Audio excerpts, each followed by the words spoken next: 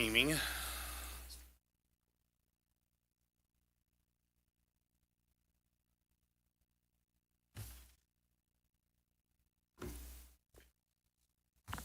Ready? I'd like to call the first meeting of the Infrastructure Committee to order. For those of you watching on YouTube, this is the new Infrastructure Committee. It combines what once was a Transportation Committee with the addition of other city infrastructure, especially public works and utilities, but will also include new infrastructure such as high-speed fiber and so on. This committee will interface with staff primarily through public works and utilities department heads, and our mission will be to work with staff toward mutually agreeable infrastructure solutions while providing cognizant oversight, and make recommendations to City Council regarding ordinances, resolutions, grants, contracts, etc. Roll call, everyone is here except for Matt Perkins, so we do have a quorum. Public comments for things that are not on the agenda. I see no one here. So we'll move on to item number 4, and that's Surf Internet Blanket Permit.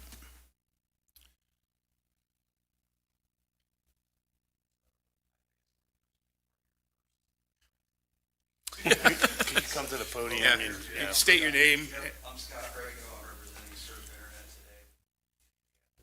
Is that thing on for sure?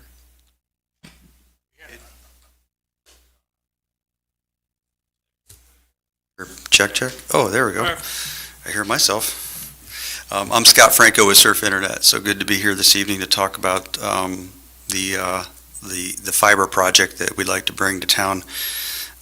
We've been talking about this project for a couple of months, and I think tonight, the summary of what we want to discuss tonight is the possibility of what we call a blanket permit in order to proceed. We're ready to proceed, by the way, and what that means is as soon as we can get on agreement on how we can work through a local permit with you, we're ready to do what we call a walkout and put some more detail to the preliminary designs that we've shown preliminarily when we had like our pre-design meeting and things like that.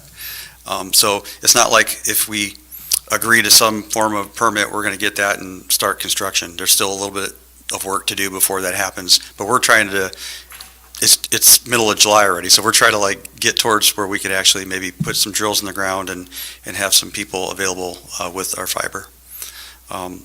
But maybe I'll just start with some questions. I'm here this evening to have you have a chance to ask anything that you want to. We did have what we call a pre-design meeting. I think the last time that a few of us were together, and what that means is we kind of start diving into some of the details that are involved with construction to sort of learn your infrastructure, depth of boring, those kinds of things, just so we're aware of your future improvements. Festivals like Milk Days, hopefully we'll be a part of that next year. Things like that we like to work around or stay away from, or just so that we have awareness of all of that.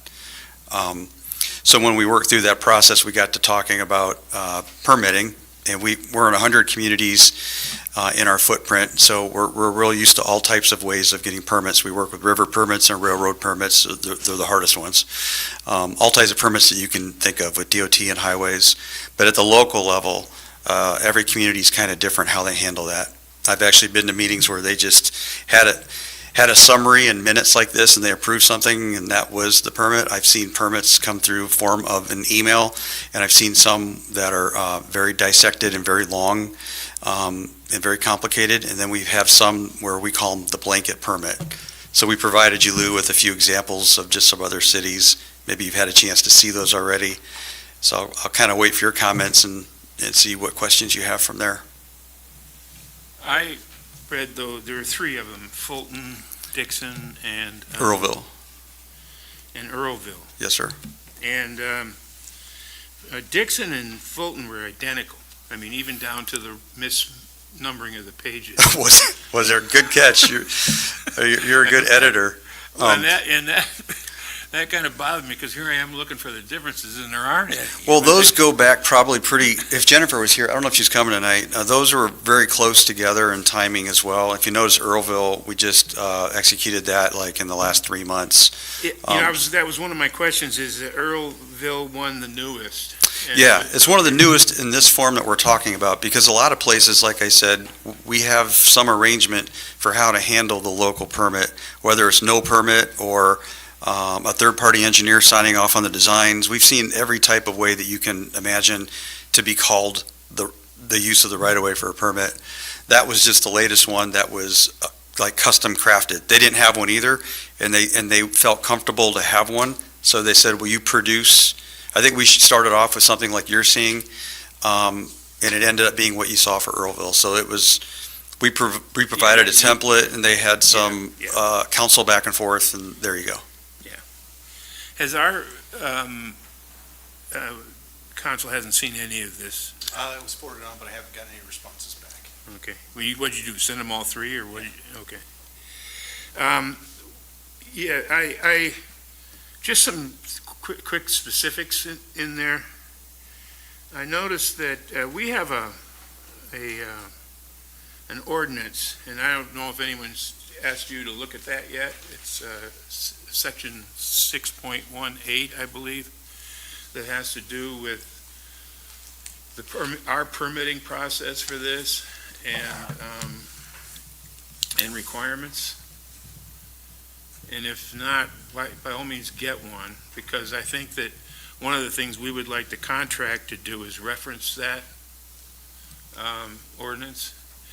And you do in general, all three of the contracts reference basically what you say in those is, whatever your requirements are, we'll meet them, But I think we would rather just have a specific reference to our, and then also let us know if there's anything that is incompatible as well. So you're saying there's one section of your ordinance that if we work that into that document so that it's referencing, so we need to go look at that and see how that, where that fits in our, okay. Yeah. Well, you need to know what's in there, because you're going to be held to it, by Sure. And if there's anything in there that you can't live with, that, we may have to address that in some way by either changing the ordinance or. Okay. Or giving a variance. Yeah, or whatever is required. And so I think that. Is there a flag in there? Is there something that I should? No, Okay. I'm not, no, but it is it's long, it's one of our longest ones. Okay. But I think it came from somewhere. I'm sure that we didn't design a unique monster or anything like that. It came from somebody else's code or something like that. And it's for utilities? It's specifically for. Oh, in residence. Okay, gotcha. Utility right away. Yep, gotcha. And some other things, but I'm pretty much okay with what's in there, as long as we just make sure that the references are there and you've looked at it and you let us know what you can and can't live with. Now, there is a clause in your sample contracts that say that wherever there's a conflict, the contract rules. And, okay, and I understand why that's there, but I'd rather get in front of some of this stuff if there is an issue, rather than having to work, Sure. work that out. Yeah. Because, obviously the contract is much more general than what's in the ordinance. So, insurance was another one where in two of the contracts it was $5 million, and in Earlville it was $3 million. In ours it's $5 million. That would be an example, so minimum requirement.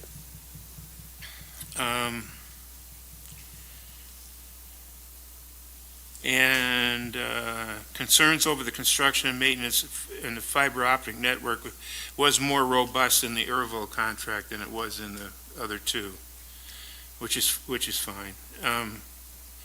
And then Earlville had a section 4.61, 4.62 requiring that the grantee provide free fiber hookup and service to city facilities. Is that something? It also referenced, I think, like 3 specific locations. Yeah. Yeah. Well, yeah, the buildings, I think, that were the city. Earlville's a small I forget. Oh, town. Jennifer, you're here. Was it the fire station and a couple other places? City Hall, Police Department, Yep. Waterworks, Sewer Plant, and Public Works. So is that something you would offer us as well? So when I talked to Jennifer before, we included the parks and so that we could put free Wi-Fi in the parks and then add in the downtown so we can have free Wi-Fi to the downtown area. And that was something. Discuss to make sure we can do that, because it would be a Right. handoff for us. So we would probably expand or potentially expand this section. Okay. Okay. Let me see, what else in there?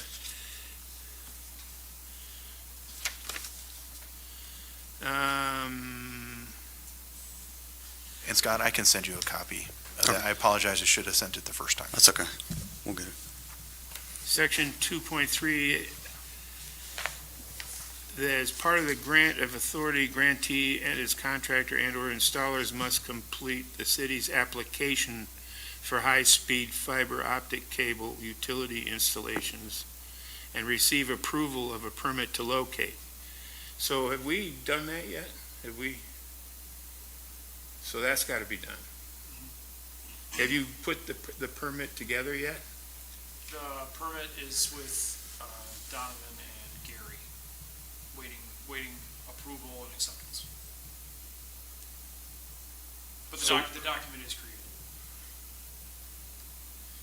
So I guess what I'm saying is, cut me off, guys, because if you have something that you want to No, it's okay. say, but, it seems to me like, we want to go along, go ahead with this, but I think the next step is to draft the permit, make sure that it meets some of the requirements we talked about here, make sure that you've taken a look at the other thing, our section on the requirements for the permit. And, so that was my question. Is there a draft yet of one for Well, Harvard? Not really. We provided the samples, and I Okay. think we were trying to make sure that we could even live with and work with this process that we're talking about right now. Yeah. And then see who goes first. So if we need to put a first draft of something together and Yes. reference this, and Okay. And then there's another, there was another question. It really isn't material to this, but it was an interesting inclusion, competitive equity. I understand why you would like this information, but I'm just curious of what you use it for. I don't know. It's where you, if another company, a competitor of yours, Yeah. comes into Harvard and says, we want to do this, Mhm. we have to tell you that they're coming. Just to locate our lines and make sure. It's probably more in the cooperative spirit, but I see what you're saying. I mean, you don't put a hit on them or anything. No, our philosophy isn't even to overbuild others, and we can't help if they do with us, but we know where the world's going and with broadband, and so I think a heads up helps everybody. I mean, we don't want to have a loss of revenue either if something were to happen. So if there's not communication or unawareness, it can just be a business thing to have, Right. something like that and have notification.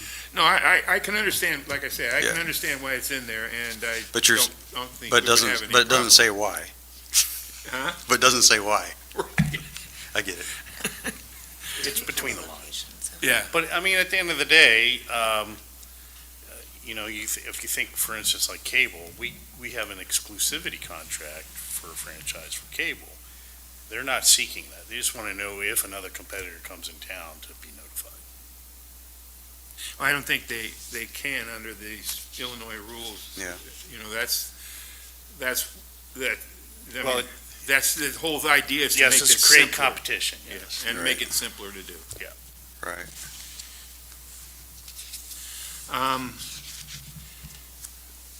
I think we should probably go to the next step, and which So- would be, When does your council meet? Fourth Tuesday of the month, so the 27th? So- Is it rushing things for me to ask, like, if we start this process of drafting something and back and forth, would we be presenting something for the council to vote on at that time? Or do you think it's going to take like a longer process back and forth? In other words, are they just going to become aware of and give authority to Well- move on that action? And it's going to take longer than the next, whatever, couple weeks? It would probably be advisable that our council gives a review of the final contract to sign off on it. I don't know if you can have a contract to us through them and back for council to consider before next Friday. Is Mr. Clifton pretty quick? Depends, sometimes it can be, but I maybe. Okay. I mean, we could certainly shoot for that. I just wanted to see if I walked away with a little bit of, if that's a possibility. It sounds like there's two outcomes. We can be working on a draft and they'll see something, they'll know that we're working in this method and give approval for that. And so then you gotta wait till the next month for it to be approved. Well, the council could, at their discretion, suggest, state, if everything else is in order, that they could approve on contingencies I see. that council approves the final draft. Okay, So it is possible to move forward even if it isn't completely, if it's bickering back and forth on, oh, we need to change this yeah, clause, and that can clause. happen, I get it, but I think Um, we'll try hard to get something just so that those were just examples. We wanna get something now drafted specifically for you. And I understand, there is some urgency here because, we're now in the middle of summer and, it won't be long for snow flies. So, I don't say that. certainly within your timeline, you'd like to move forward as soon as possible. So, it really will be up to council's discretion, But I think it would be possible if you could get us a contract by early next week, if we can give Oh. our attorneys, more than a few days to look at it, then, Okay. we might be able to do it. Sure, we'll make that a goal. If we get it done sooner, as early as possible next week, Mm-hmm, not only can we give TJ more time to review it, but we can also send it to the entire committee. Yep. Council. So they have a little more time to look at it before the that's council meeting. critical. And then Lou, do we have a copy of or do we have the addresses that you would like connection to? I know we brushed on the topic and they were within city borders, but do we have, Say that again? do we have a list of the addresses you would like connection to? Yes, I've got a list. I would, can we get that, connect on that tomorrow or Yeah, before then? I'll send that along with section 6.18. Okay, thank you. And I know Gary's been involved in this process from the start essentially, right? So I from- think, I think so I think from an engineering perspective, we would expect him to kind of give his blessing, right? Mhm. But I think in general, it's doable. We'll just see if we can get it through the process, try and fast track. when we eventually start talking about like infrastructure files, like I mentioned earlier, you're the guy. Do you have some? we have sanitary and water atlases. We don't have anything for storm. Okay. We're working on that right now. Okay, But generally speaking, we have a lot of what's needed in the sanitary and water atlas. okay. At the end of our project too, or as we build by serving area, we provide as-builds to go back to so you'll know where that Do you stuff is. televise after Huh? boring? I don't know what our standard process is, but I think so. I'm not, we're What's your standard depth? we're also, pardon me, What's your standard depth? 24 to 28 inches, maybe You 30-ish. should be above. Should be above almost everything. You'll be above we have shallow sanitary. If you have a lines. preferred depth, put it that way, but we know Yeah, there's certain things you don't want to get above for humping or anything like that, so we want to stay above your lines, but, generally 24 would probably do it. okay. There might be some storm that you would have interference with here and there. Mm-hmm. I wasn't at the council meeting, and I watched it, but I knew we had sent this back to committee, but so we don't miss anything here, I just want to ensure we're asking the questions that we had at that meeting for why it was sent back to committee. So can someone refresh why, just tell me why it was sent back to committee? I don't have it in front of me. Because we didn't have any of this. Okay, I didn't. We didn't have an example of what the contract would be. Got They wanted a blanket permit, and I nobody. What does that mean? right. And I just want to make sure that was it. I know that there was discussion too about the door-to-door stuff. I don't know if that was involved, and I kind of remember I that. think that was other members of the city council. I didn't have. Yeah, I don't have an issue with Matter that. of fact, I as think we long as it's permitted. passed part of that. You did. We That section, passed as it. far as allowing the door-to-door. Yeah. Was approved. Okay, thank you. I There's a just wanted waiver. to make sure we didn't miss, I'm trying to save them time. I don't want them coming back in and out. Let's, Yeah. whatever we can do to No, handle this out. the big issue is that we did not have, we were looking at more our format of doing, Yeah. and getting some direction from council, but this, we received shortly after that meeting. Okay. And I believe I shared it as soon as possible. Yeah, and so now you have something to look at. Thank you. Yeah, I think the biggest thing, because, a lot of this, to approve a blanket permit, and then actually what is included in that permit, is, something you guys can work out with the department. But what I think is really important is the contract, and that have legal review. And Agreed. because that's what usually takes some time on occasion. Yes. And Well, it's and- also something that you can't go back and, that's not something you just go back, oh, that's not what we meant. Right. No. Any contract we sign, we want our council to review. Right. So I think that's where if there's any urgency, that's where it is.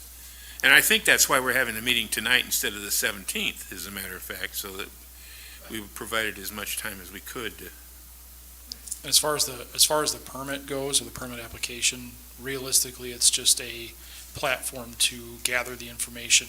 What utility is it? Are you working with a subcontractor? Are you working with an engineer?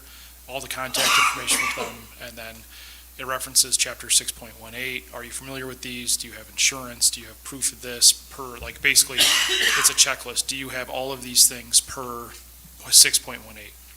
I have tried to make it through 6.18 3 times, and never made it to the end, without saying, I gotta go do something else. Typically, It's fairly dry. But typically that's covered in our pre-construction meeting as well. but I think that, but there are references in 6.18 to how the permit should look and what it needs to contain. Yes. Okay. Scott, can you walk us through the timeline once this is approved? What, the council and constituents can expect in the progress of the build-out, Yeah, so once we get through, I guess you're saying, once we get through permitting, and we can actually start to walk out the process. Yes, so, once the permit's issued, you still have some kind of engineering yet to do. Yeah, in a nutshell, we're going to take the engineering we've been doing, which is what we call high level, we're going to bring it down to low level. So to get from here to there with all the more detail, it involves a number of things. It involves a physical walkout of the entire plant that that we're going to build, because there's some realities that you just don't catch other ways. So there's a lot of inputs that go into the process for getting to that final design. The final design then is shown to whoever needs to see that for approvals. That process, yeah. What do you think on average, Jennifer? I mean, that process can go, first of all, we've been pretty ready to come here. But so it can probably go from weeks to a month and a half, somewhere in there. Yeah, That's 6 to 8 understandable. weeks. Yeah. So, I mean, that sounds In reasonable. fact, I'm surprised it's not more than 3 months, but okay. No. Yeah, I mean, there's some things that could be that I can't stand here and say for sure, because I'm Sure. not on the permitting side or engineering side, but I'm thinking that it's pretty safe to say we're within like a month and a half of that.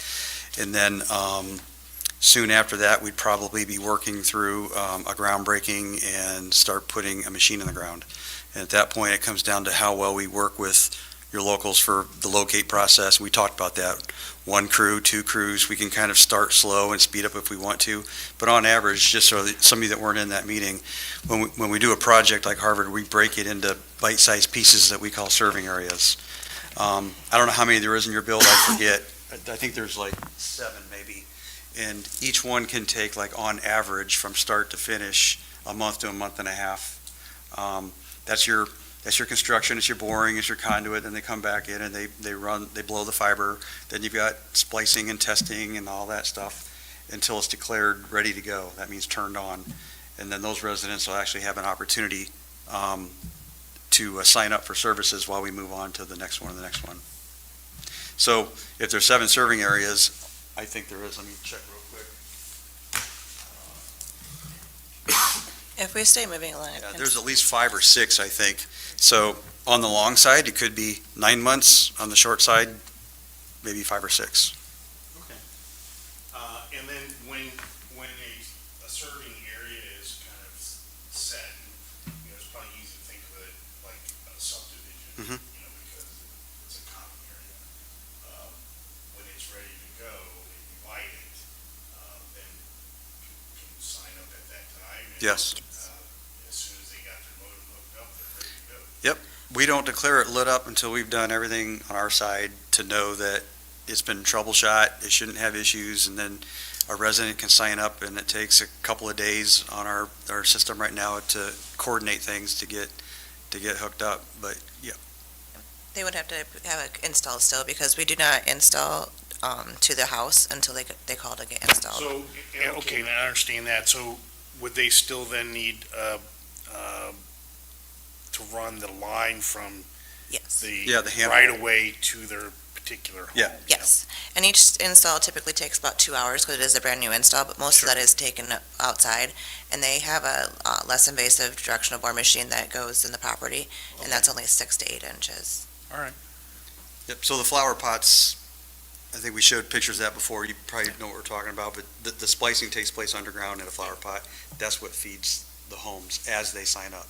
So every house has the ability to hook up to it, even if they don't hook up to it. Sure. Because someone else in the future might want to. Right, because if that property sells or, Correct. and the new owner wants it, then it's available to them Correct. to sign up and get it installed. Okay, thank you. I just wanted to make sure that everybody kind of understood, and set some expectations of what the process is once we get going. Typically, the design portion of that's what takes the 4 to 6 months. Sure. When we have that completed, so depends on the permitting. Engineering and design is always the longest part of any project, and if you don't have that right, then you run into issues, right? So Right. that's where you really need the devil's in the details, right? Which we have the cabinet So- basement here, don't we? Jennifer? And as Scott had already done this, can you please state your name? So we have it Jennifer for- Alvarez Thank with you. Surf Internet. So we have it for the official record.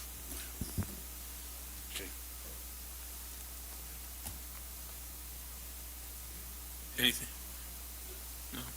So we have our marching orders? Yep. Not today. Thank you very much. Not that tonight. Yeah, you're welcome. And you don't have to stay for the rest of our 3-hour meeting. We're going to talk about well generators next year. Lead line replacement, fun stuff. It does sound like that. You might learn something. Yeah. Good night, everybody. Good night. Thank you again, Scott. All right, let's go to item number 5 on the agenda, the RFQ for a well generator. So the IEPA has come out with a standard that is requiring at least one of our wells to have a generator. The one thing that I wanted to note is that because this would be, even though we're looking for some grant dollars as well, because this is above and beyond the normal budget, this discussion tonight is information only. It would have to go back to the admin committee to approve an amendment to the budget. So the RFQ that we have in there, the information we have in there is simply for the engineering. Right. not the actual, do we have any idea what the cost of this would be? 23,000. No, that's, that, You're talking a generator between 3 and 400,000, if not a okay, little yeah. bit more. $23,000 is just for the engineering, That's just to create the RF, the RFQ. RFQ. The RFP, and RFP, yeah. it's also to design the system, or pre-design, so it will be able to hook up. And do we have to have this right away, or do they give us some kind of a window? Jim, do that answer. I We've believe so. been on a window. So Yeah. what, there's like two types of violations. You get Schedule A, Schedule B. They Schedule A this one, which means it's sooner than later. I mean, this is, we've known about this already, and we've just been, or what? Because I it's don't the think, first time so hearing I don't, about I it. don't think this is, I think this is something that they've been pushing as mandates in areas where this is not required. You know, it's sort of like, it could have been Schedule B before, where it's like, well, you know, it would be a It good was idea. Scheduled B before, which means it's highly recommended. Right. It has been changed to Schedule A, which means it's now mandatory. What the window is to accomplish it, that I'm not certain. I think generally with the IEPA, it's something where if you're showing marching forward progress on this stuff, I think they understand that this takes time because we have to change certain parameters of the system. Well, and, you know, just look at our budget, $400,000 is gonna blow it. Right. So, Yes, it will. And there's a couple of grants. We're actually, we have a contact there at the IEPA that is familiar with not just us, but other cities that are going through it, and what grant dollars are available out there. I know Jim was working with them to try to get some information, where to apply. So we're trying to already kick over stones to find some cash for it. This was part of our capital improvements. Yes. And at that It time. had lower priority because it wasn't mandated. Right, but at that time, it was I think it said 233,000 is what the estimate was. Of course, I don't know how old that is. That would probably, yeah, It's about 6 years old, would be my guess. COVID impact, and now the demand for generators is increased. Especially if they put their. Mandated. If they put their foot down on the whole state, yeah, imagine, you know. As a case in point, I, in a previous community, put in a 2-megawatt generator. Altogether, it cost $375,000. You're talking something that does not need to be near as big, and No. it's costing almost as much. I think that, well, all we need to Yeah, account for here is simply, this is informational only. This is Informational going only. back to the admin committee, they're gonna have to redo the budget so we can move forward with getting the RFP. So, I don't have any questions, I mean, I understand it's just gonna move forward at this point. no, but it does bring up one thing though, and maybe, you know, we can get into it a little bit of depth when we get into the end of the agenda where we're talking about the vision. And that is that, you know, it seems to me that capital improvement and the vision should be tied together somehow. I mean, you know, they go hand in hand. I mean, they both require money for one thing, and they can appear in both places, you know. So I think that we need at some point to kind of consider how we include capital improvement, requirements into the vision. Because this is certainly one of those items. And they can affect each other, because if you don't have the money, you know, you're putting money in one, you don't have the money for the other. So, yeah, it just seems like that's as we try to organize this, it's something we should keep in mind. So should we just move on then, or? Yeah, I have nothing further on the topic. Yeah, the No, sad thanks part for the is it's information. being required. Yeah, right, we get it. Well, we've been through that with sewer and water for, we need a Sidewalk. new plant, we've been talking about that forever, and we got it done, now they're just gonna throw something else on us, so let's go. Sidewalk program.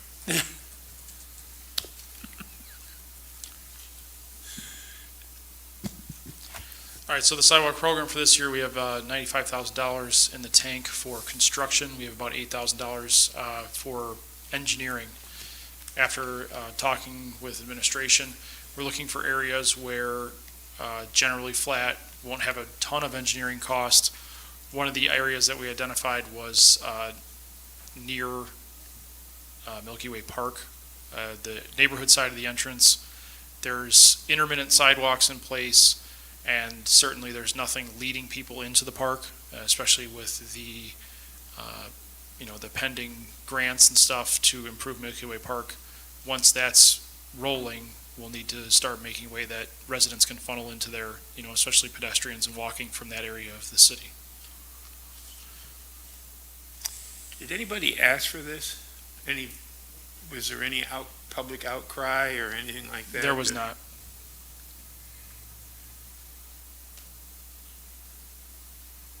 I know we're going to get into it later, but when we get into the motor vehicle tax.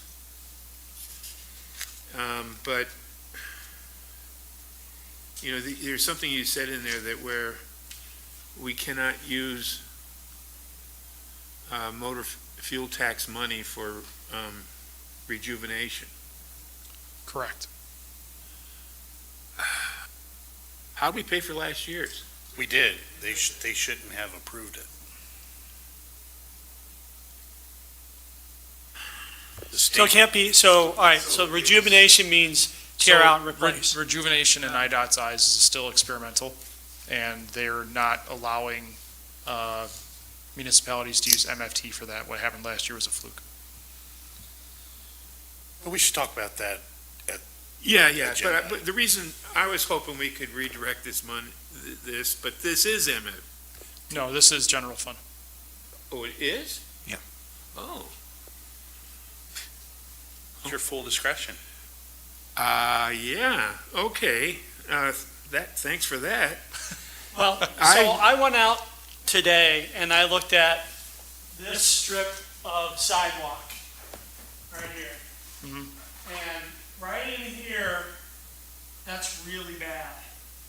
Like, really, like it's gonna have to be replaced. And for us to throw brand new sidewalk all the way down here, when this is, that has to be replaced at the same time, in my opinion. We also have $5,000 of monies for sidewalk to be done in-house. We're doing 135 foot of 5.5 foot wide sidewalk for about $2,500 at the library.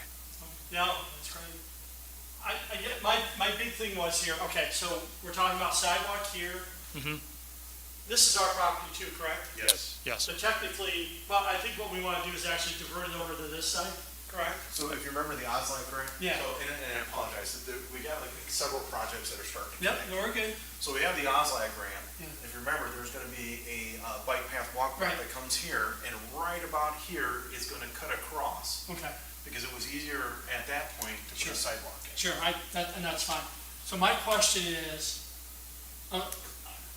my thought, I'll go back to my seat. Well, maybe I can help you out here. No. So there's this committee, the council's kind of struggled with what to do with sidewalks for some time. So you've got sidewalks that have been required to Hey, be Lou. built in. Yeah. Why don't you sit down? Oh, sorry. and- Yep, sorry, yeah. my bad.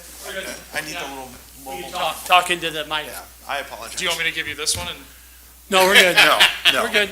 So what I should have brought is the little laser pointer. So we've struggled over the years as far as what to do with sidewalks. We do want sidewalks in. The council has made it a requirement for any new construction. And the philosophy has generally been that once the homeowner, the new home is built, with the required sidewalks, once the sidewalks are completed, it now becomes property of the city.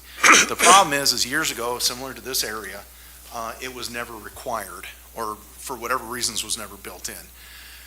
This is where you start to get into that mucky part of the conversation. Do you take funds and go ahead and pay for a sidewalk, or do you require the current homeowners to get a loan or an SSA to pay for the sidewalks that aren't already there?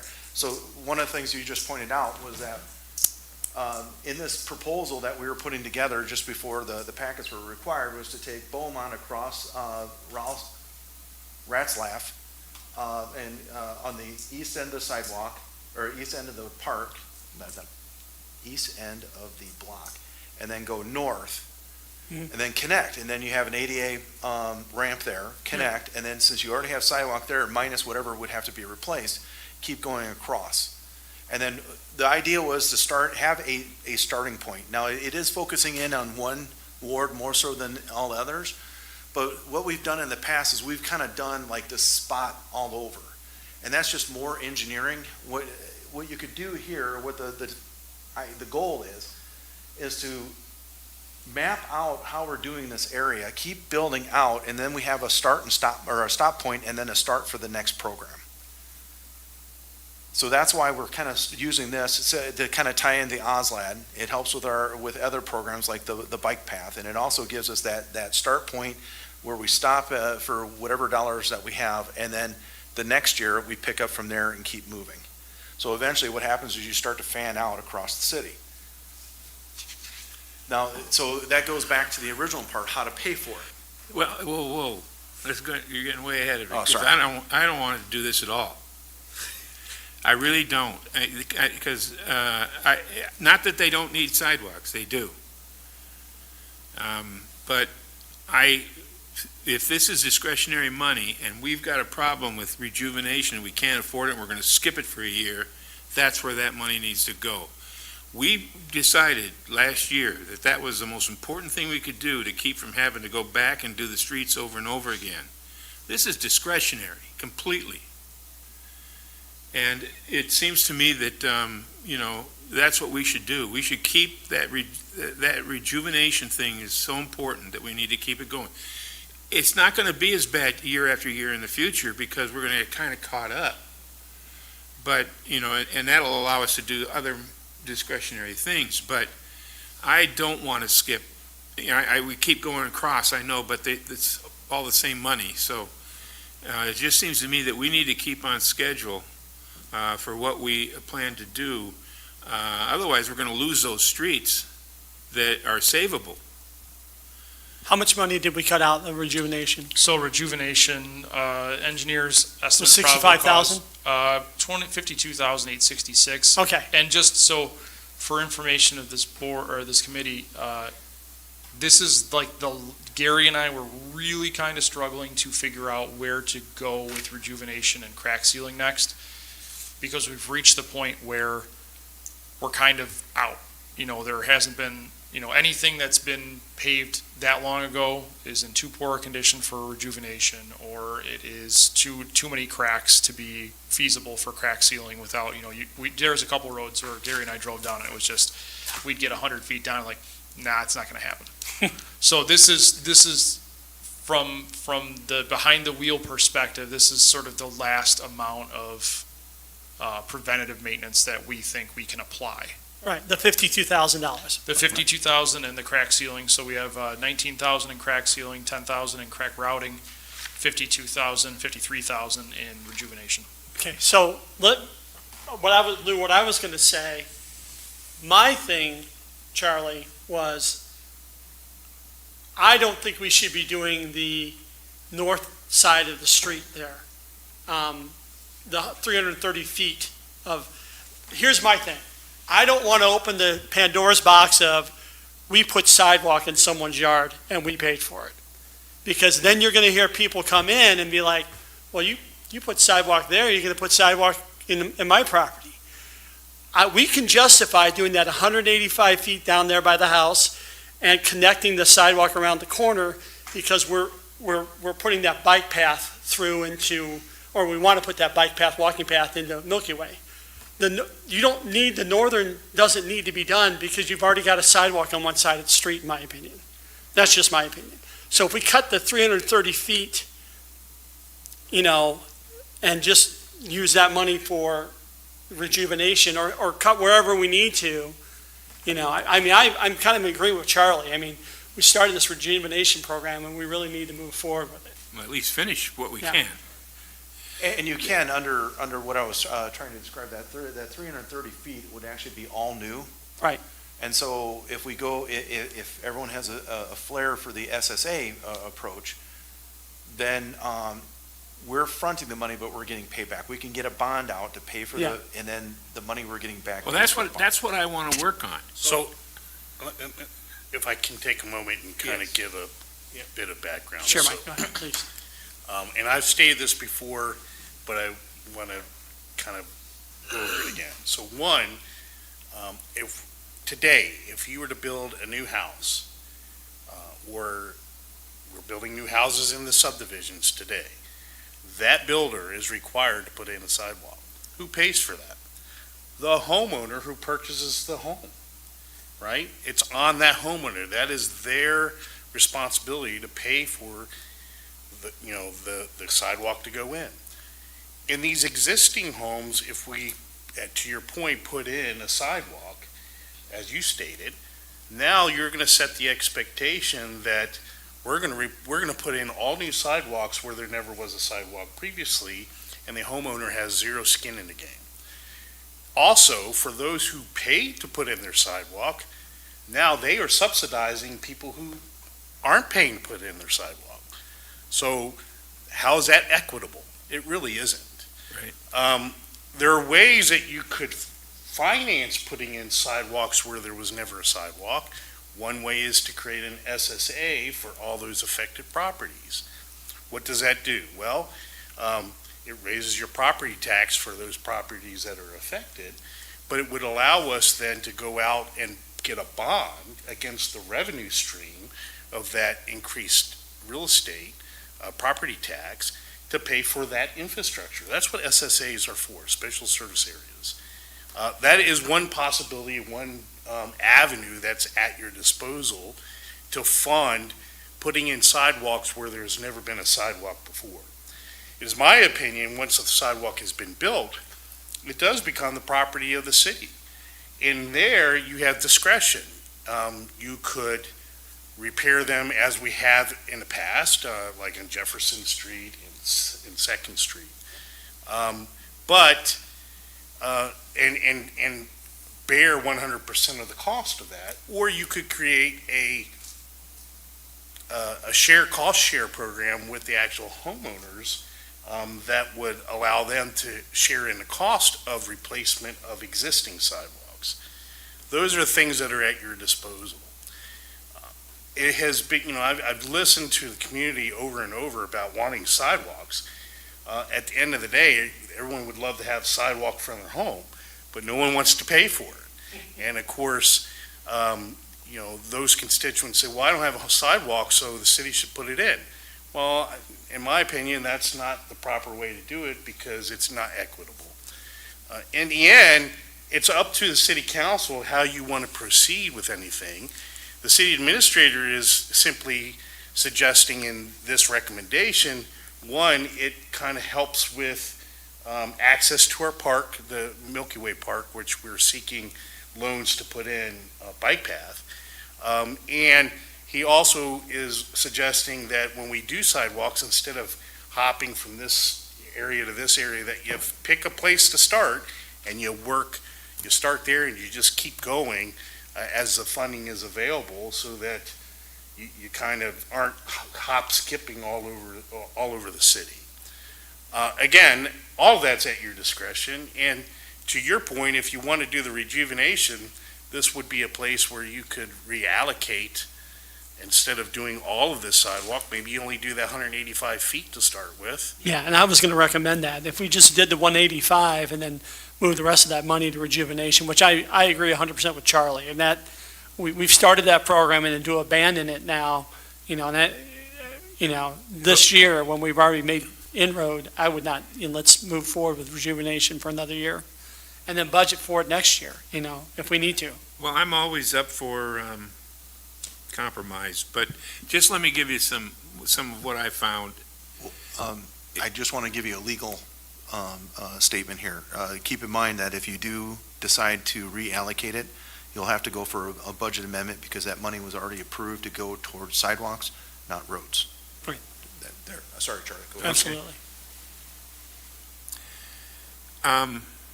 All right, so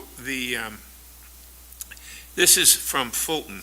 It's funny how I was looking around and it's the same little city on the river comes up for this too. And it's part of their code on sidewalks. And it just says, the maintenance and repair of all sidewalks, including the cost of such maintenance and repair, shall be the sole responsibility of the owner of the property abutting the sidewalk.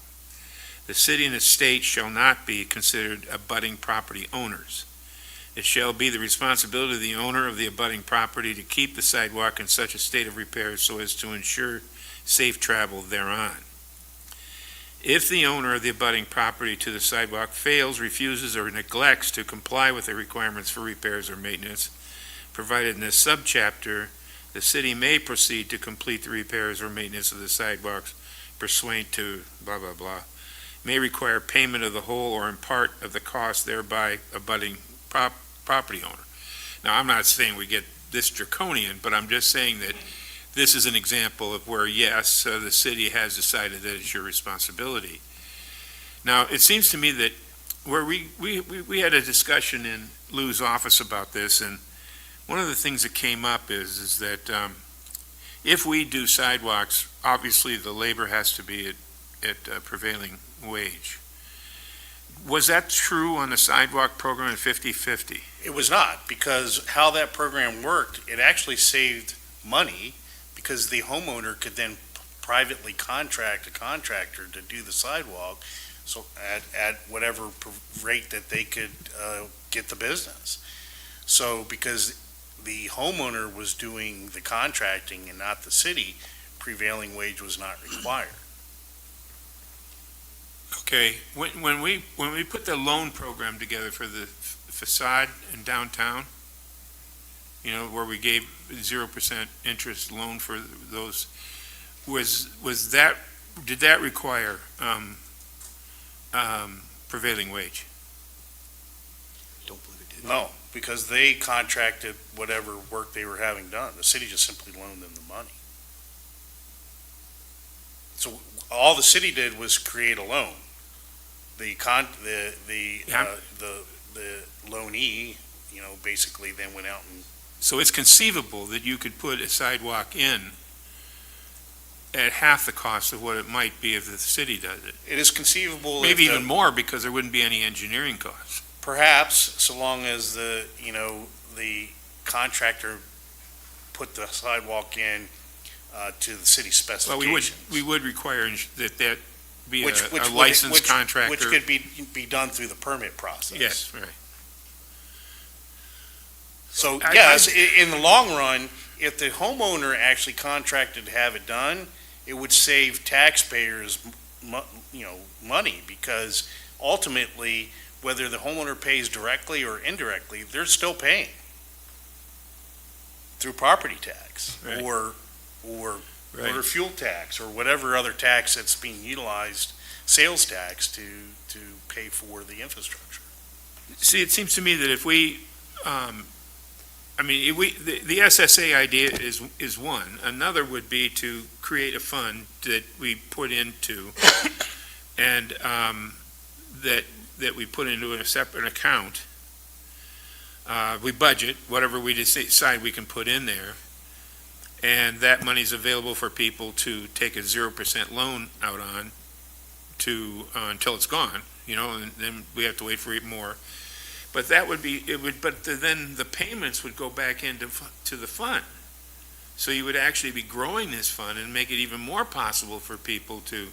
How would you grow it unless you, By- if you're annually budgeting more to go into fund? Okay, that Right. makes sense, yes. That's possible. You could certainly design the program that way. I think, in the past, which is in the packet, talks about different ways this sidewalk program Yeah. was created. Yeah. There was a 50/50, there was a 75/25, but I think that's all well within your discretion. The only problem you would run into, though, is how many people are going to willingly come out and take a loan out to put in a sidewalk, for those who don't have it.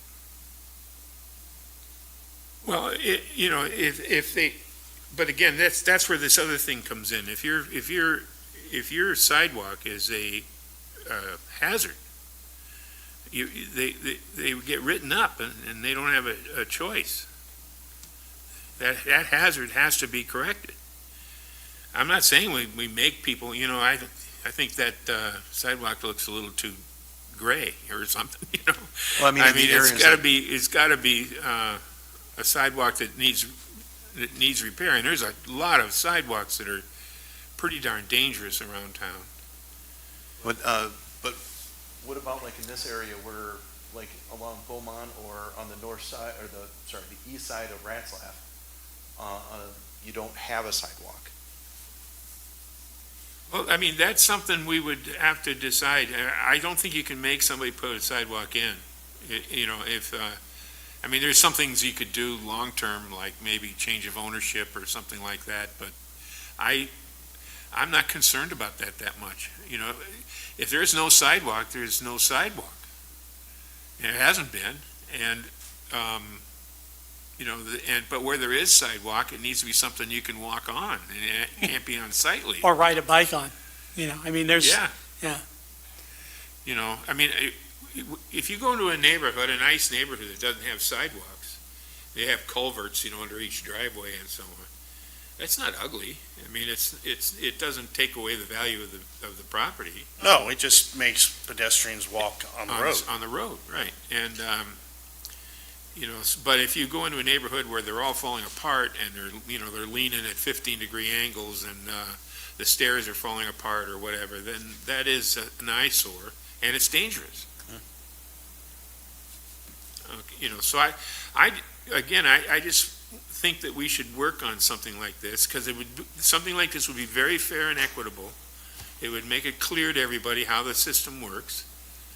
And we may run into, with variances, people can file for variances and they can do all the things that they can do for other ordinances.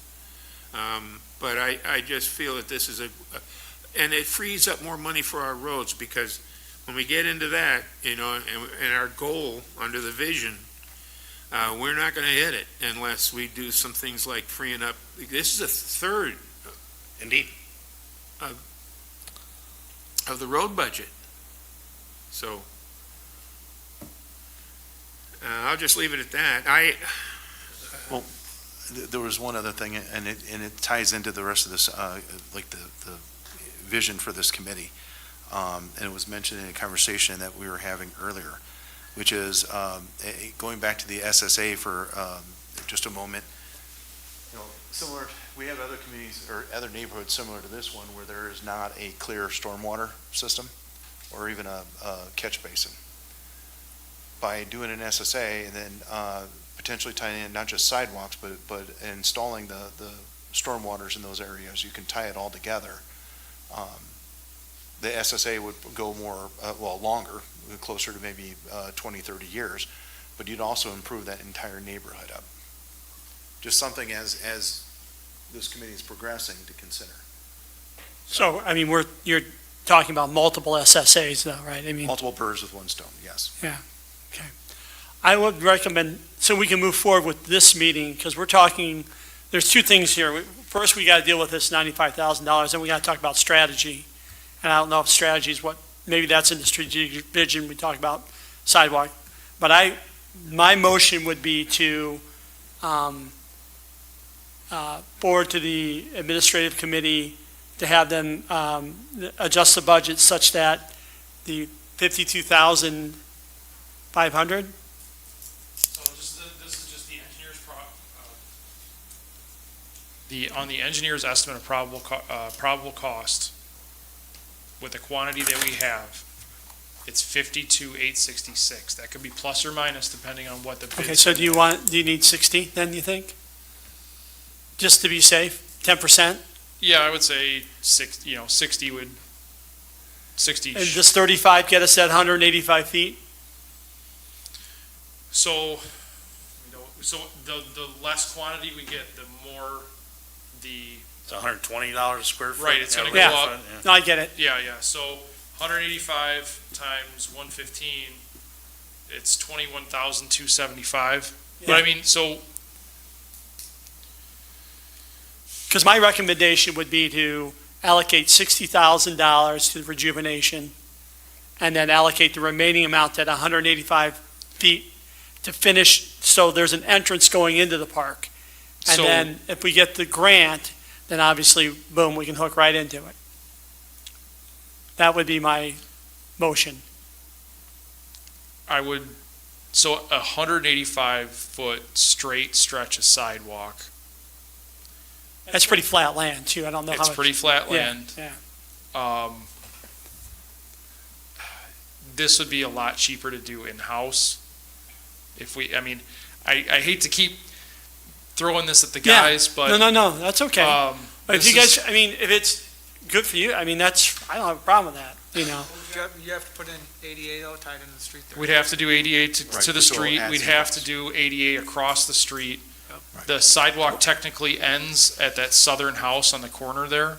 The But- sidewalk ends at the other edge of the driveway, you can see where the yellow line starts. So we would have to give, You have to have a receiver. we have to have a receiver there, and we'd have to finish out the 10 or 15 foot north and the 10 feet to get it off the right of way as well.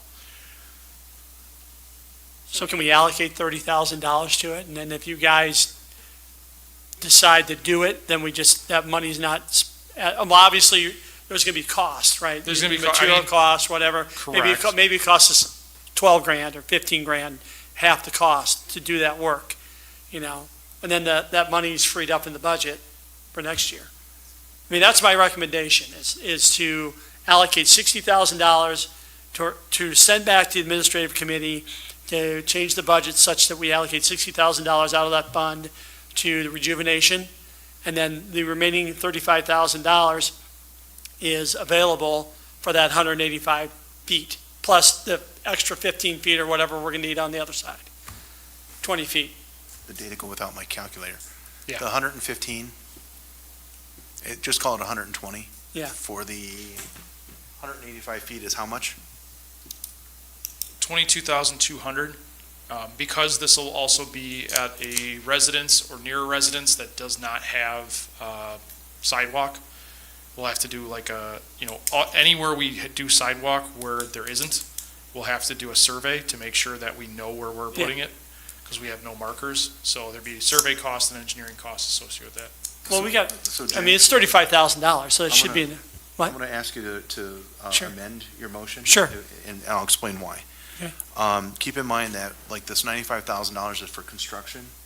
Engineering is in a separate line item, okay? So Right. so what you could do is the 60,000. Yep. To go towards rejuvenation, that's the Correct. First Amendment. Yep. The Second Amendment, and then designate the 35, that's left. Well, 25,000, it's, that 22.2 60, yeah. plus a 10%, it's like 24.4 or 24,220, just call it 25 even, and then allocate 8 to 10,000, the remaining $8 to $10,000 into engineering to cover the survey costs. Well, we already have the $8,000 to $10,000 that's separate, because there's 95 for But construction. on virgin ground like that, it's going to be a little bit more expensive. I think to a do survey would probably be like 700 to 1,500. So, in talking to Yeah. Gary, he was trying to warn us about if we Yeah. start going on virgin ground like that. So, how about 30 Yeah. and put together 5 towards Right. the engineering just to offset, so we Sure. don't blow out. That's my every- motion then. Okay. That sound good? So just to recap, and you amended your motion. Yep.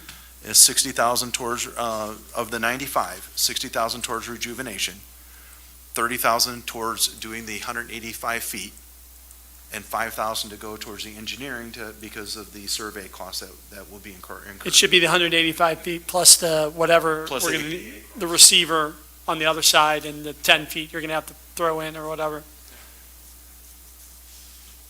All right. Have I completely confused everybody? Sufficiently. Second. Thank you, Jim. So, I was waiting for that, please, someone. All those in favor? Second. Any more discussion? No. All those in favor? Aye. I think we Carries. use the washroom, guys, you can go, I apologize, I'll be right back. so this will go to the admin committee for the budget amendment.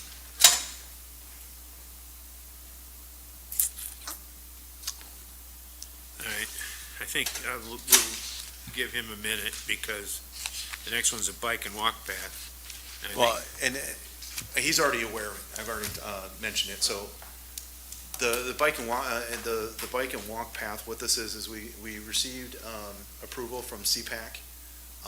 Essentially, it's similar to all the other master plans that we've done through CPAC. They've allocated resources to help us create a master bike and walk path throughout the city.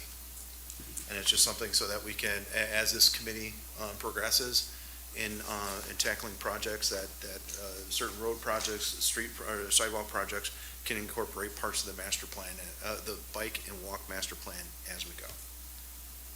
So that'd be like in conjunction with Parks and Rec? Well, actually, they're kind of two separate ones, because this would be covering over sidewalks and streets, so it would fall under.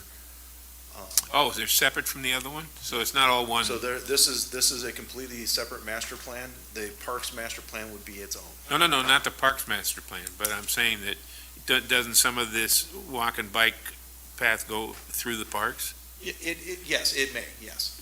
Okay. So So like I say, it's a coordination between it would be. Parks and Recs and. I stand us. corrected, you are correct. Okay.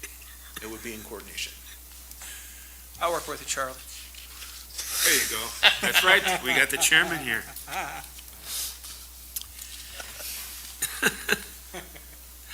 Okay, so and that's it?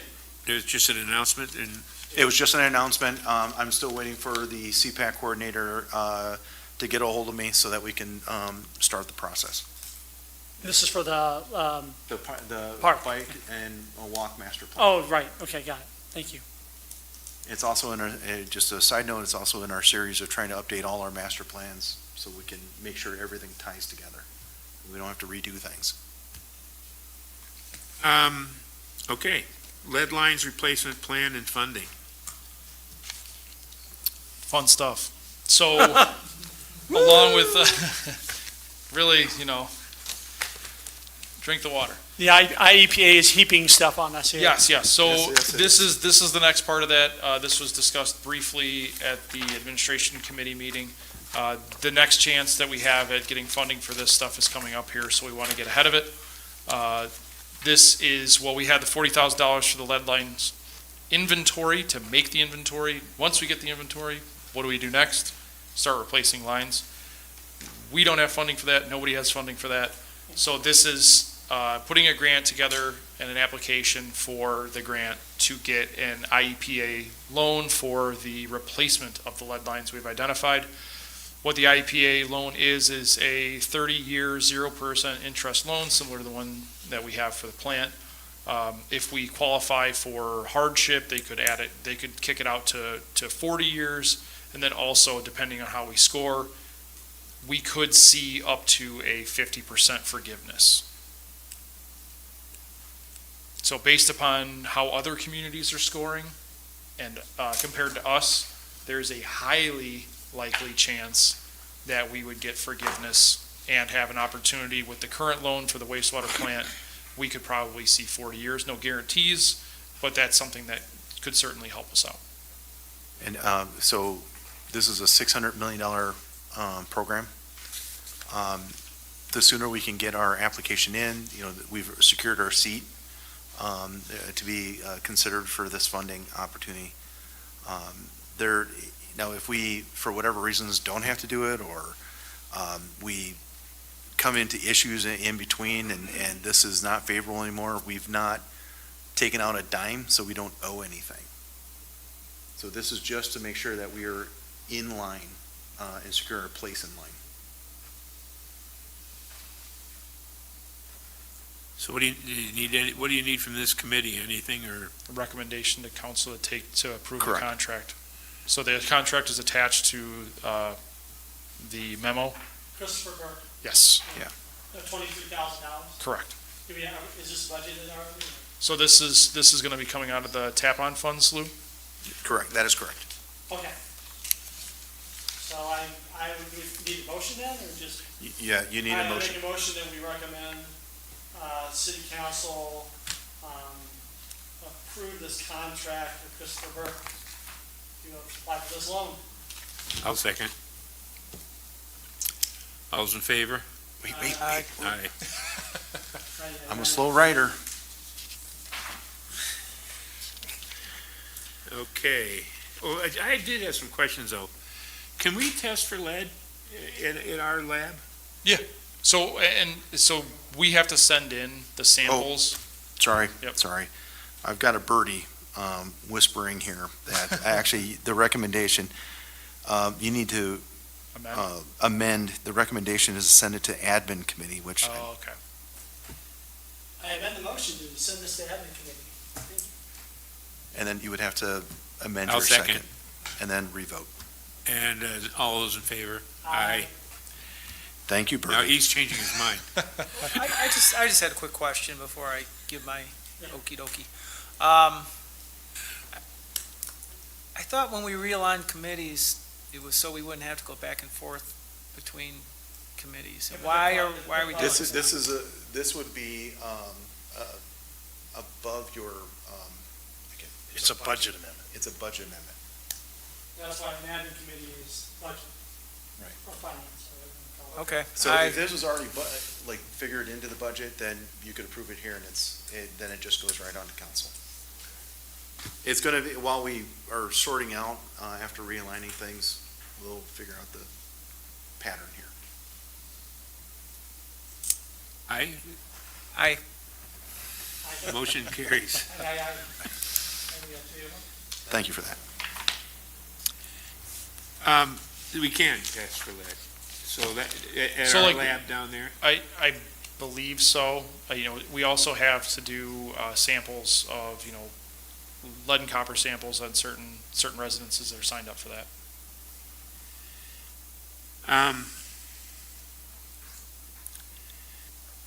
Yeah, I was wondering, do landlords have any kind of responsibility, Yes. So to make sure that they change their lead lines?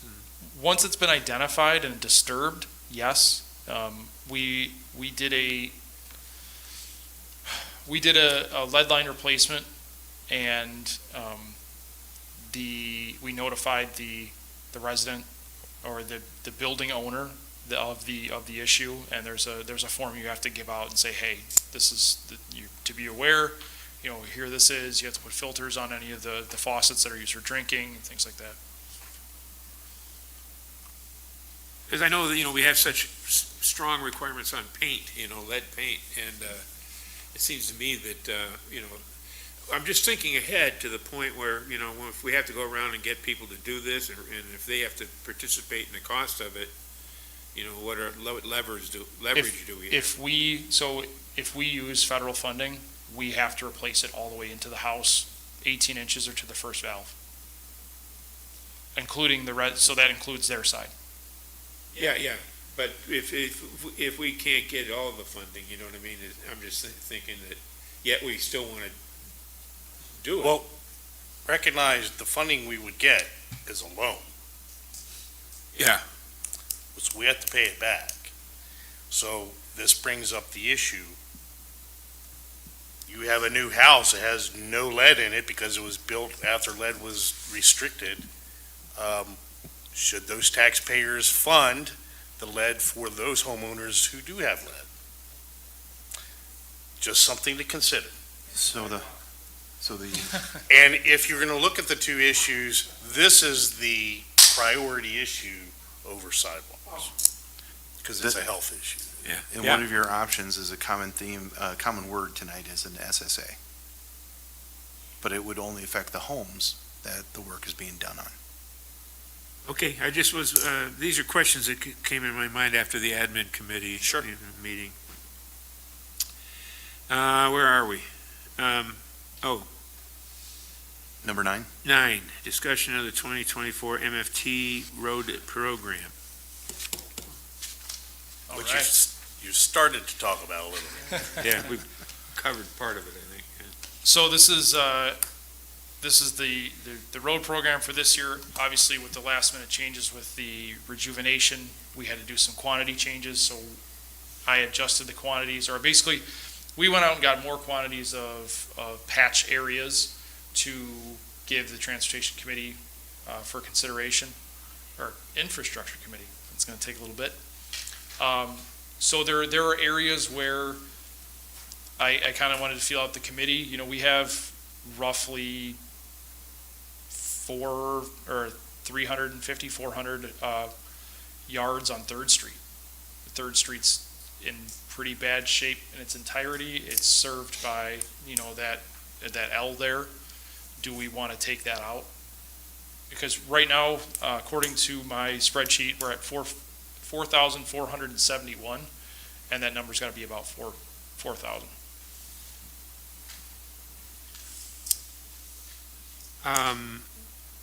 Yeah, I mean, this is expanded skip patching, right? Correct. Yeah, yeah. Yes, I think so. I mean, if, So are you recommending that we take out Third with designs on next year, just redoing it? So, I mean, where we end up spending the money on paving in the full-scale rollout of the paving program will be at the discretion of this committee. Yeah. Third Street, we've had a few vocal residents about it. You know, you're talking about a 6 foot wide by 60 to do the edge. The other one's 4 foot wide by 400. The other one's 4 foot wide by 515. And that's really just, you know, that's a dealer's choice, because where do you stop? You know, it's at the road edge. We do at times, we'll go through there with the UPM, and we'll ramp the driveways if somebody is particularly upset with the, you know, the transition as the road is depressed and the curb is heaving. But, you know, it's a tough area.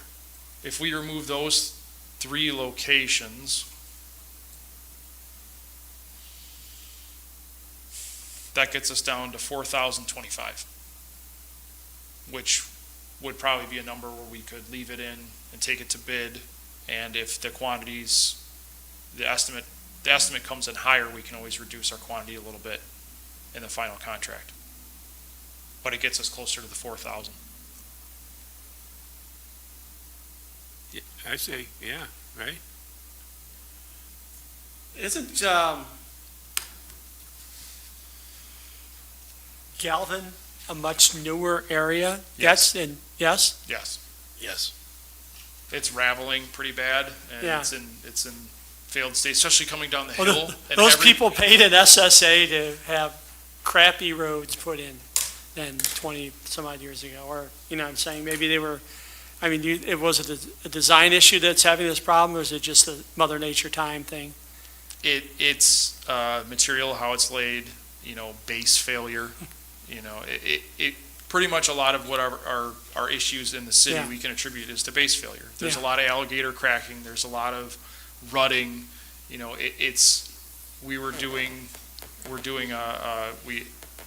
we installed a storm sewer on West Brown Street towards the end where there was a large puddle, and beneath it, it's bank run. You know, there's no base. We didn't find base up on Brainerd, we didn't find base, you know. A lot of times, you do that saw cut and you peel that back, and you're in mud. Or you'll get 4 to 6 inches of stone, and then nothing. Okay. Would your recommendation then, I mean, obviously it's up to the committee, but then is Third Street something that we should prioritize next year when we start doing paving? That would be up to the committee. I think we have a lot of streets that are in dire shape. We have a lot of streets like Third Street. Yeah, we have a lot of streets like Third Street that see a lot more through traffic, you know, Garfield being one of them. You know, Garfield coming north off of Route 173 to the hospital, that's a main thoroughfare, and there's areas of Garfield that look like Third. Like Fifth Street. Yeah, like Fifth Street, or like Basically- Lincoln, or, This You know. this is Where we will be getting into our 1%. correct, that would be Yeah, and the that's, following year. so we'll have to see where the totals end up, and then we can plan and throw darts at the wall. Sure. Yeah. Got it. But your recommendation is to remove Third Street? That makes the most sense. Of the places that we've done this, you know, Galvin feeds that entire Right. subdivision, so that's highly traveled. You know, South Park over there that feeds that corner. You know, of these locations, I did that because we needed to get a measurement, we need to get an idea of, you know, the stopgap for Third Street. However, being that Third Street in that area serves just that resident, it's not a cut through for anybody really, it doesn't save any time to go through that way. I'm sure it's not something that Third Street wants to hear. You know, I would feel miffed as well, but it's just, of the places that we've identified, I think that when those locations make the least sense.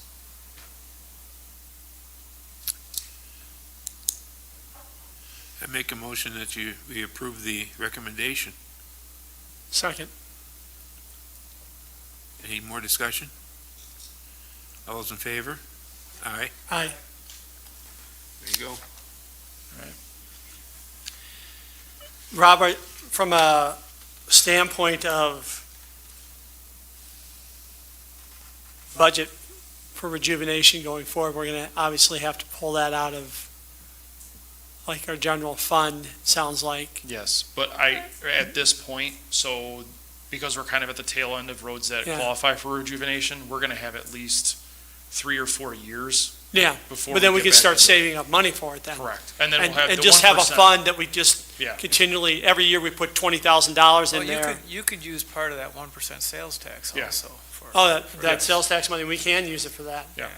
Oh, goody. Keep in mind too that the standard could change again from the state. Yeah, as far right. as being and able to use they MFT did throw funds. it out there, they said, you know, well, we could approve it, but we're gonna have to do a test sample for 5 years, and But I mean, what a lot of municipalities do is, when they do rejuvenation, is they just swap the MFT funds, Yeah. right? And so, instead of using, our own 1%, and we just use the one, use that, and then we have those funds for MFTs. Right. It's just a swap.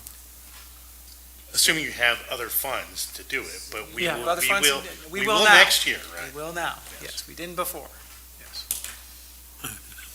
Quit going right to the general fund. Since it's not anywhere else on the agenda, I just would like to mention, you got a spreadsheet, I think you got a spreadsheet from Deb about 1% so far, or no? I did not. So, there was an email that went around, from our finance director, and we're on pace, and I'm sure she's gonna chime in a second here. But, we're on pace for the year to be between 800,000 to 1.1. Now, and we're only 4 months in, as far as the money we've received, so we still got a few more months before we can start narrowing down that estimate. This is a good thing. So it turns out that Dave's estimates were pretty darn close. That's what 35 years will give you. Yeah, but you.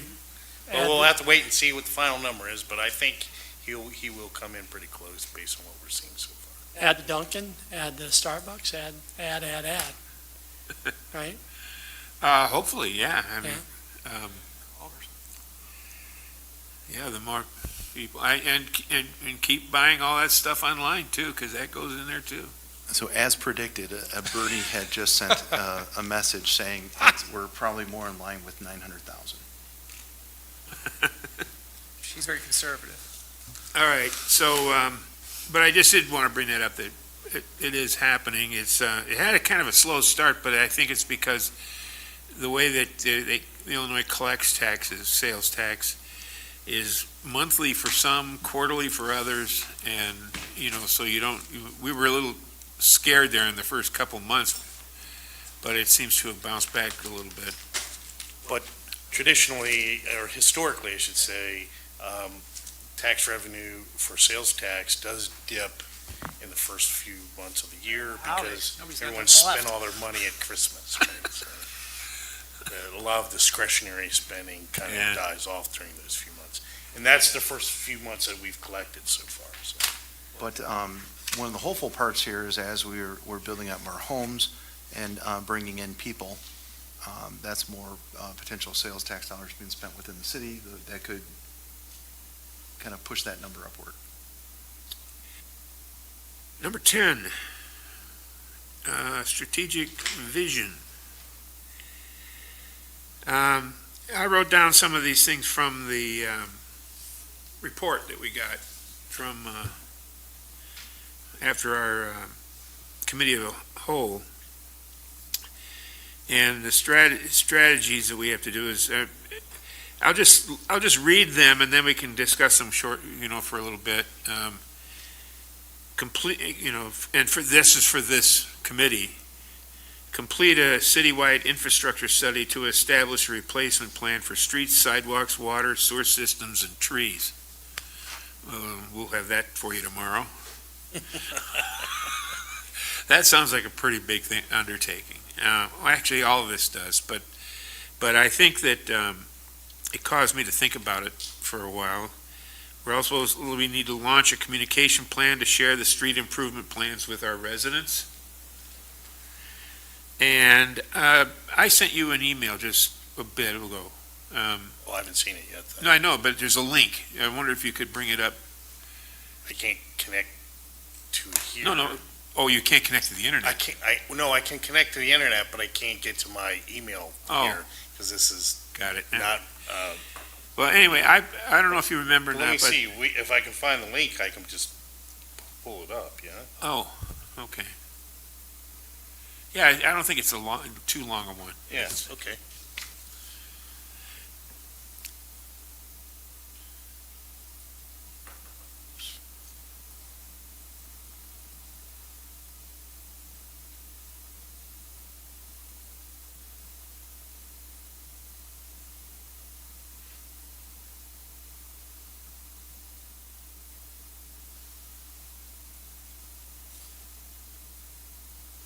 I don't know. You remember this? Yes. Well, it's still there. It hasn't been updated for a while, but this is something I put together a while back, and it basically it was a way to keep track of the road projects that we had going on at the time. What do you want to look at? Anything, it doesn't matter. Just it gives you can just. That's like the master that Gary Right. gave us. Yep, the timeline. Yep. And then you can pick one of the projects there.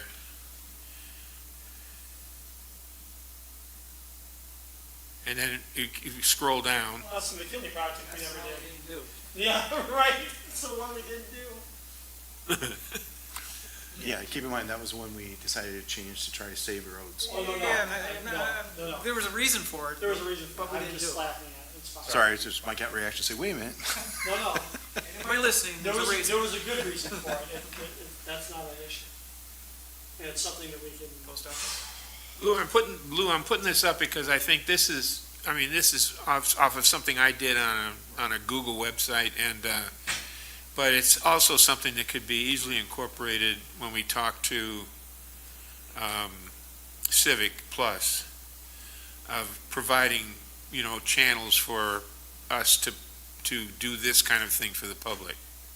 This could be something. As we flesh out the GIS system too, this could be a tab on our maps available. Yeah.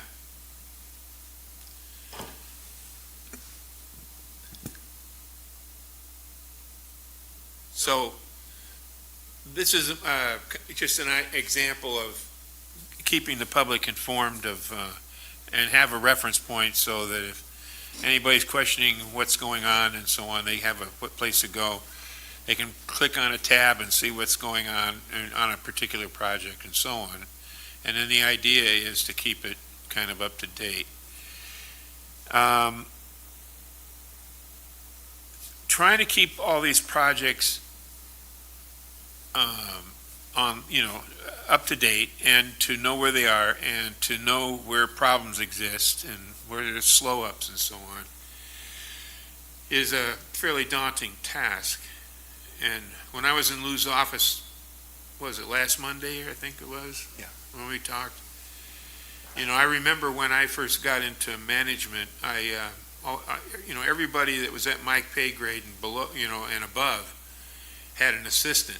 And, it kept you on the straight and narrow and told you where you needed to be and what you needed to do and type things up for you and all that sort of thing. And then, companies started to fail and money went away, and so did the admin assistants and so on. And then we started sharing them, 2 or 3 directors to one admin person and so on. And then eventually they went away altogether. Partially because of money, but mostly because of computers. And somebody said, son, I don't care how old you are, you're going to learn how to type, and you're going to manage your own business, what you do day to day and your projects and all that sort of thing. And I think the best way for us to manage this, to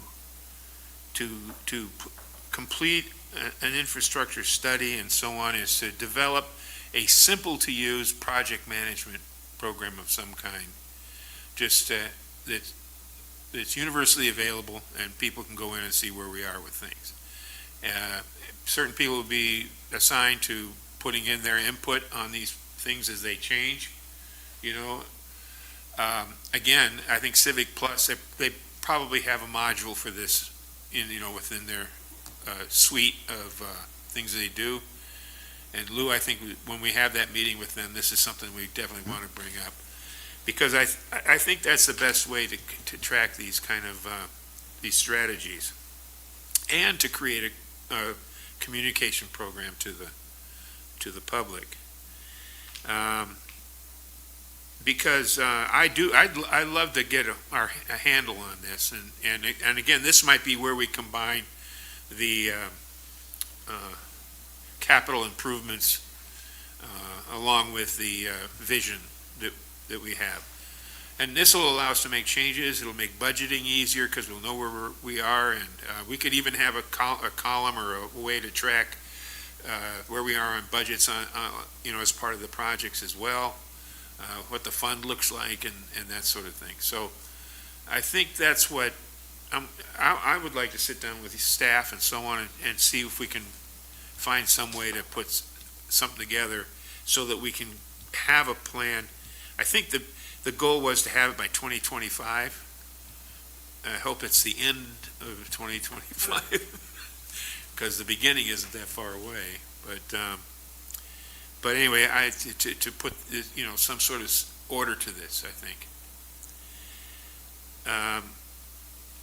Then the other thing that we was on our list is to seek new funding sources, e.g. grants, so that the pavement management system goals can be met, and that was to get ourselves a rating of 52, I believe, and we think we're at 36 right now, so that's not going to be easy to do either.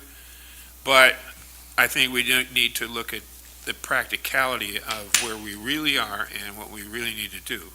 When I put out that 1% thing to the public on why we needed to do it, at the end of it, I also said this isn't enough. This isn't going to cover what we really need to do. It's going to help a lot, but it's not going to cover what we need to do. So we need to look at the real possibility of doing some sort of loans and that sort of thing to attack our street problems and so on to get it done. I mean, just look at the possibility.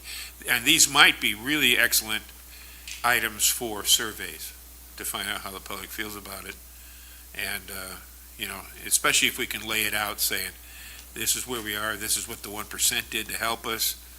And now, if you want to get here where we said we want to go, here's what it's going to take. So I think that's the approach. That would be to how we could satisfy the requirement to seek new funding opportunities and so on. We should continue to go after every grant we can find, of course, but I don't think that's going to be something we can count on. They take time, and they usually take participation anyway, which you may have to fund in some way. So I think that, and maybe that'll help too. That would open up more grants if we did do something like that, so that because we would be able to pay our 20% or 50% or whatever it turns out to be.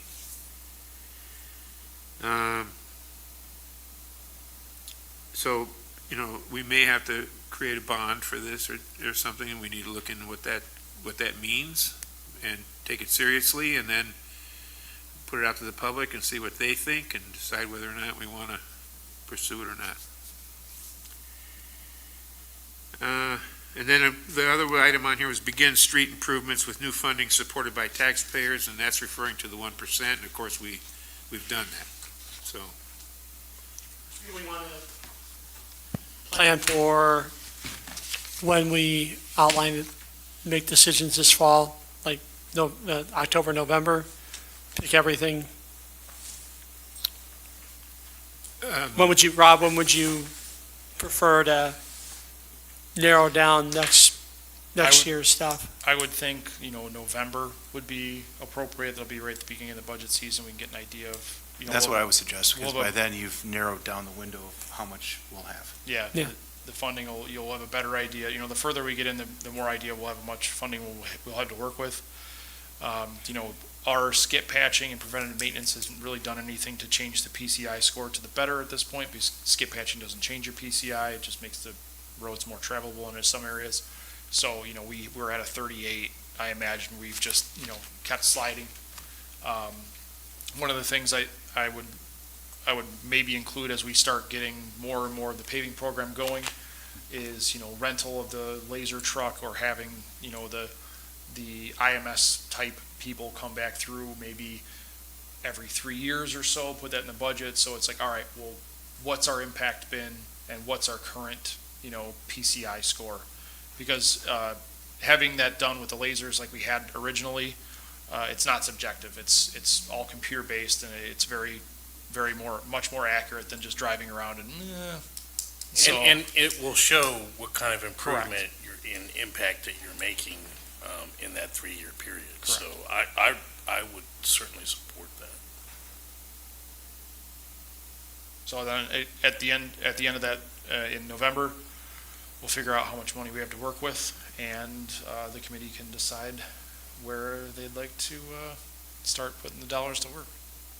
Yeah, I think the advantage of the pavers program is that we can do what ifs in it. And, if we did something with this road, what would that do to our PCI? So you can, and then you can attach, what does this cost? And then you can decide, is this something should we Right. pursue funds for that or not? Okay? And the same goes for other projects too, because we've had an emphasis, because this was a transportation committee, to talk about roads and so on, but this also has to do with sewer lines and Yes. and water and all the stuff that goes along with the utility department. So along with that, though, I suggest it's something else I mentioned earlier, is update our master plans. Well, that's, yeah. I mean, that's, Because we've completed the wastewater plant. Now we need to start laying out the plan for when it's Yeah. time to upgrade that. well, yeah, and, we are collecting a higher maintenance fee now and an infrastructure fee. And we really haven't concentrated on specifically what that's going to apply to. And so we need to look into that too, that's part of it. Well, the infrastructure fee is, because that services the Oh, that's debt. servicing the debt, yeah, okay. It's a maintenance fee. Maintenance fee, right. That's where you have some discretion. But that's, I think, where we need to concentrate to get this done. And the key, I think, is to keep after it. If you have that program where you can see, where you are, you're less likely to forget about it. And then, all of a sudden you have another meeting and you said, oh, shoot, we forgot to talk about that one. And it falls through the cracks for another month or 6 months or whatever, And I think we just need to stay on top of it. And even if there's no progress, you can just you can say, well, we have nothing to do, report on that. Because, we have to wait for something or something. And then, and that's fine. At least we touch base on it. We know where we are. Because, I mean, that's what those kind of programs do, is they give you milestones. And that's exactly what this calls for, is to create milestones and try to hit them. I would definitely say with the alternate funding as well is, there was discussion about the 1%. Since we qualify for so much federal funding and state funding and grant stuff, Diggins and Marengo Road and things like that, using that MFT money as our matching funds were applicable, because we already have to follow the federal fund to get the federal rules to get those funds. So MFT, if we can use it as a matching, means, we already have to do all these processes that are required of the federal money anyway, which means the 1% we can spend more freely. So more stuff like the, Diggins to Sumner and Marengo Road, Marengo Road Bridge. So, where the matching funds have to be, something that we put up. If we can put up MFT money where possible, that doesn't change anything because we're already doing a federal, process. Any other discussion on this, or?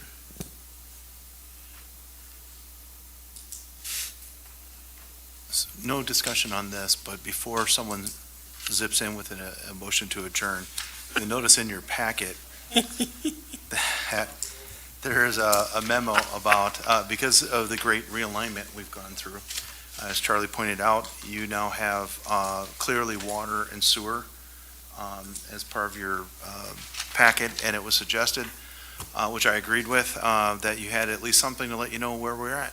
So I just included this, so you know where we are with the tower maintenance. Expect something like this at every packet. Thanks for that, Lou. Now, Well, I think we need to we're gonna have to figure out this sidewalk thing. And I got 10 months left, and before I leave, I'd like to this is how we're gonna handle sidewalks going forward. It would be nice if you guys had a strategy that everyone agreed on, and then we can set a policy and move forward. So I guess I would ask city staff to, is there communities that they would point to, or the recommendations on how to handle this going forward? the short of it Yeah. is that, and I apologize for No. for cutting in, is we've already started looking at it since this was brought up months ago, and there's not one clear direction. Yeah. Everybody, it's sticky issues, and so everyone tries to go the route that's best for their community. It comes down to the point, all right. If we do an SSA, the problem is it's more expensive because we'll be the ones doing that work, right? And so you'll have to pay the prevailing wage to so it'll be more expensive for the people to put But it in would get done. sidewalks. It will get done, I would, my recommendation is going to be that the lead lines take priority. Absolutely. And if it comes that we need to do an SSA, that's where you should do it. Yeah. Because that takes priority and it's mandated. Sidewalks are not mandated. It is discretionary. And maybe you devise a program like you suggested and there's 100 ways to slice that piece of pizza there, right? So, whatever you think is best for our community. But the lead line issue is, we can't avoid that. And the estimated cost to replace the lead line is going to be, upwards for some people to $20K a piece. On low end is more like 10 or 12,000. Why would it be more for some than others? Well, if the water main is on one side of the road and you're on the other side of the road, you got directional bore under the road. That's going to be a higher cost.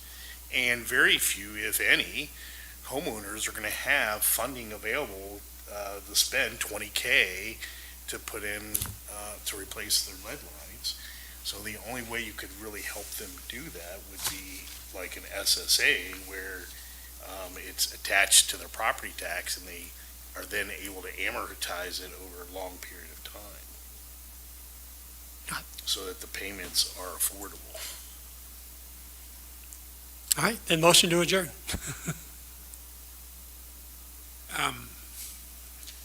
Second. I was thinking about saying Call for something, the but I'm vote, sorry. tired, so.